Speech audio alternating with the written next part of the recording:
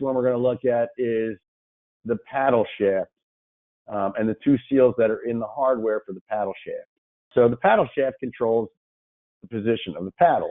The paddle rotates open and closed in a pendulum-like way. So maybe that's the reason that they call these pendulum valves. So as the paddle rotates in and out, the shaft rotates. Now the shaft has to be sealed, otherwise you wouldn't be able to hold a vacuum inside of the valve. So there are two seals that are stacked, similar to what you see in that illustration top left. And you can see the paddle shaft doesn't rotate like 360 degrees, probably rotates 25 degrees back and forth, right?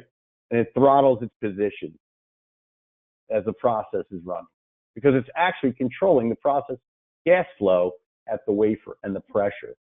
So it's in real time throttling its position in very small angular increments in order to maintain the proper process pressures at the wafer. So that rotation causes friction and wear. In this application, you might see Krytox grease used. It's typical. The OEMs, a lot of times of these pendulum valves, recommend it.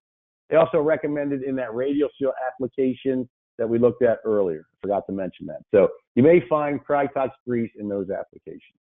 So what happens? Over time, the Krytox grease, it doesn't stick around, especially at the top location that's now seeing plasma environments, right? The gas is coming down. It's finding its way here to the top location. So the grease doesn't hang around, and sometimes it becomes problematic.